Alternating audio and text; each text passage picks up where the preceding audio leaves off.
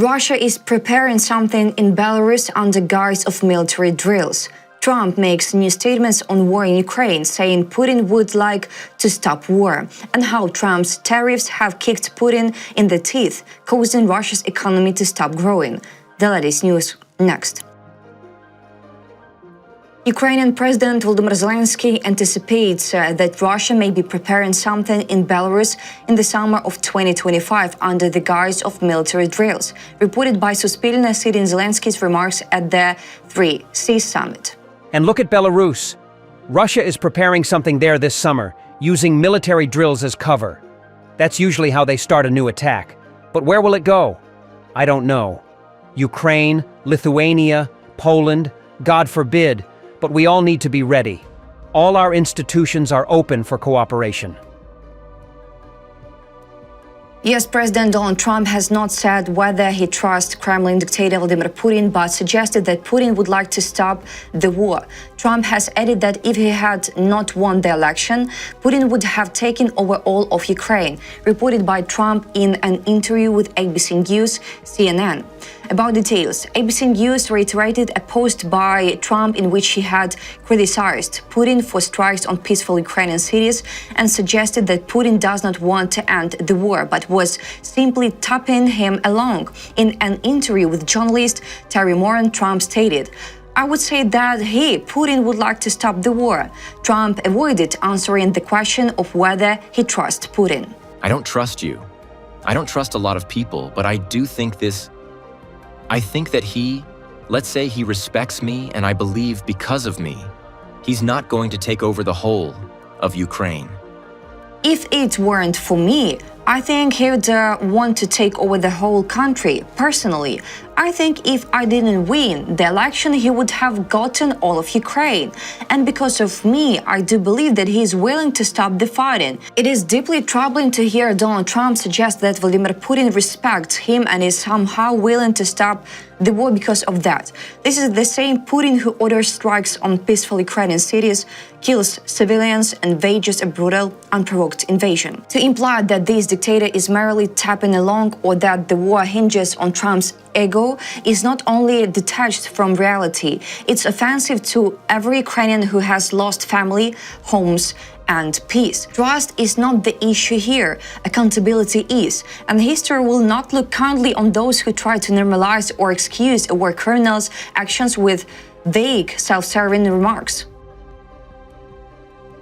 Kit Kellogg, US President Donald Trump's special envoy on Ukraine and Russia, has rejected a 3-day ceasefire proposal from Kremlin dictator Vladimir Putin, stating that Washington is seeking a long-term truce in Ukraine, reported by Kellogg on Fox News, as reported by European Pravda. Kellogg, commenting on the progress of the peace talks in recent days, expressed confidence that the United States is in a pretty good position when it comes to the Ukrainians. And a 3-day ceasefire is absurd, he said, commenting on Putin's proposed the 8th to the 10th of May ceasefire. Kellogg stressed that Trump favors a comprehensive sea, air, land infrastructure ceasefire for a minimum of 30 days, and then we can extend that. And when you look at everything that the Ukrainians are willing to work with, now it's over to the Russians, over to Putin, Trump's special envoy noted. We've got one side, and you need to come to the other side. And I think we are close. North Korea is aiding the war that Russia is waging against Ukraine. Pyongyang is responsible for the bloodshed, the spokesperson of the US State Department, Tammy Bruce, stated. North Korea is not being helpful. They're not being helpful. There are other nations that also are facilitating this carnage, and their actions make it possible to continue. Third countries like North Korea have perpetuated the Russia-Ukraine war, and they bear responsibility for it. The State Department spokesperson emphasized that the US is concerned by North Korea's direct involvement in the war. She also called on the DPRK to stop aiding the Russian Federation in the war, reminding that this violates UN Security Council resolutions. North Korea's military deployment to Russia and any support provided by the Russian Federation to the DPRK in return must end, Bruce stated. Russia's annual economic growth has fallen from around 5% to zero since late last year, weighed down by inflation, military spending, and lower oil prices amid tariffs introduced by US President Donald Trump, reported by The Economist. Russia's central bank reported in early April that several sectors have recently experienced a decline in production due to a sharp drop in demand. Following Moscow's full-scale invasion of Ukraine in 2022, economists had predicted that Russia's GDP could shrink by as much as 15% annually. In reality, GDP fell by only 1.4% in 2022 and returned to growth in 2023 to 2024.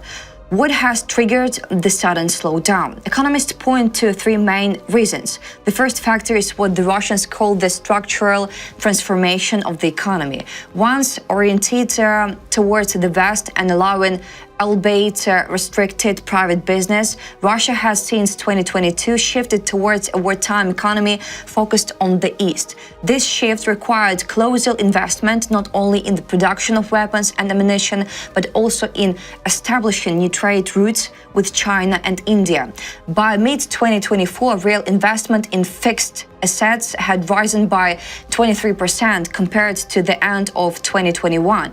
According to Russia's central bank, this phase is now complete. In 2024, military spending is expected to rise by just 3.4% in real terms compared to a 53% surge the year before.